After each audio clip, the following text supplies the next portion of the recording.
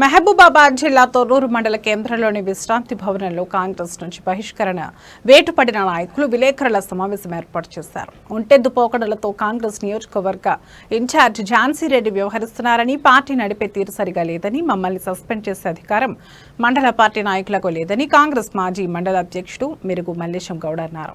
Congress party line దాటలేదని, తమల్ని suspend చేసే ముందు party నిబంధనల మేరకు షోకాజ్ నోటీసులు అందించాల్సి ఉందని స్పష్టం చేశారు. రెండు అంశాల మీద పెట్టడం జరిగిందన్న. ఒకటి, నిన్న ఏదైతే కాంగ్రెస్ పార్టీ నుంచి బహిష్కరణకు సస్పెన్షన్ చేసినారో దాని మీద. రెండోది, తిరుపతి రెడ్డి గారి మీద ఏదైతే ఒక అనామకుడితోటి అనుచిత వ్యాఖ్యలు చేయించిందో, రెండు అంశాల మీద మేము ఈరోజు వివరించదలుచుకున్నామన్నా. పెద్దలు సస్పెన్షన్ మీద మాట్లాడతారు. నేను ప్రధానంగా నిన్న ఒక పేరు ఊరు తెలియని ఒక పర్సన్ వచ్చి ఏదో భజన చేసే బ్యాచ్కి నేను అధ్యక్షుడు అని చెప్పుకొని కొత్త పిచ్చగాడు పొద్దురడు అని చెప్పి తిరుపతి రెడ్డి గారి మీద ఏదైతే అనుచిత వ్యాఖ్యలు చేసిండో దాన్ని మేము తీవ్రంగా మొట్టమొదటిగా ఖండిస్తున్నాం. అయ్యా, నువ్వు ఇక్కడ వచ్చి కూర్చొని తిరుపతి రెడ్డి గారు ఎవరు అని మాట్లాడినవయ్యా. ఫస్ట్ నిన్ను మాట్లాడినిచ్చిన జాన్సమ్మను తిరుపతి రెడ్డి ఎవరు అడిగినాక మాట్లాడు. రెండోది, ఎలక్షన్ ముందు నువ్వు ఎక్కడున్నావో, ఎక్కడ పనిచేసినావో, ఇవాళ ఏం మాట్లాడుతున్నావో, ఆ రోజు కాటికాపర్లకి ఎక్కడ కూర్చున్నావో పవార్ ఒక్కసారి వెనుకో తిరిగి ఆలోచించుకున్నాక తిరుపతి రెడ్డి గారి గురించి మాట్లాడు.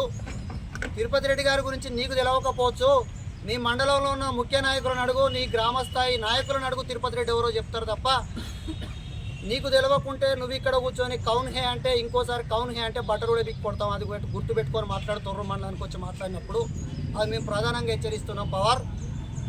ఇంకొకటి, తిరుపతి రెడ్డి గారు ఇలా ఝాన్సీ మేడం గారు చెప్పినట్టు వింటేనో, పెద్దమ్మ ఏది చెప్తే అది భజన చేస్తేనో ఇవాళ ఎమ్మెల్యే తర్వాత రెండో ఎమ్మెల్యేగా ఈ కాన్స్టిట్యున్సీలో తిరుగు.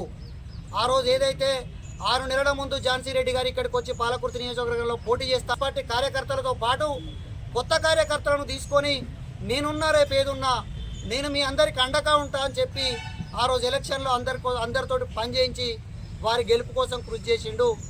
ఇవాళ ఆ కార్యకర్తలు నన్ను నమ్ముకొని పనిచేసిండు కాబట్టి ఆ కార్యకర్తలకు అన్యాయం జరుగుతుందని అడిగిండు తప్ప వేరే ఏం అడగలే. ఆయన అవన్నీ ఎందుకు పట్టించుకోవద్దు అనుకుంటే ఇవాళ నెంబర్ 2 ఎమ్మెల్యేగా ఉండు.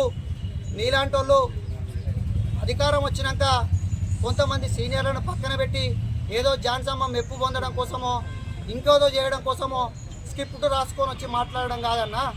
తిరుపతి రెడ్డి గారి గురించి ఇంకోసారి అట్లా మాట్లాడడం పద్ధతి కాదు. ఇంకొకటి, 70 సంవత్సరాలు అని చెప్పి సీనియర్ నాయకుని గురించి కూడా నువ్వు అవహేళనగా మాట్లాడినావు. అది నిజంగా వింటే నీ యొక్క విజ్ఞత ఏందనేది ఆ 70 సంవత్సరాలు అని చెప్పి నువ్వు ఉచ్చరించినప్పుడే అది మళ్ళీ చెప్పాలంటే నాకే సిగ్గు అనిపిస్తుంది.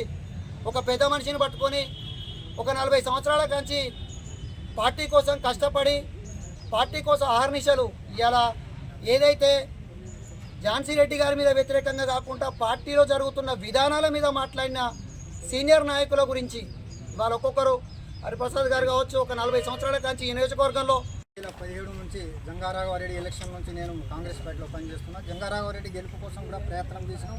ఆ విషయం జంగారాఘవరెడ్డి గారికి అడిగినా చెప్తాను. ఇప్పటి వరకు కూడా నేను కాంగ్రెస్ పార్టీలో పనిచేస్తున్నాం, నిజాయితీగా పనిచేస్తున్నాము.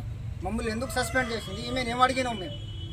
అమ్మ, అందరినీ కలుపుకోపో, పాత వాళ్ళను కొత్త వాళ్ళు అందరూ కలుపుకోపోయి నువ్వు మన రాజకీయ భవిష్యత్తు ఇక్కడ ఎస్సీ ఎస్టీ బీసీ మైనార్టీ బహుజన ప్రజలు ఉంటారు. రేపు సర్పంచ్ ఎంపీటీసో స్థానిక సంస్థల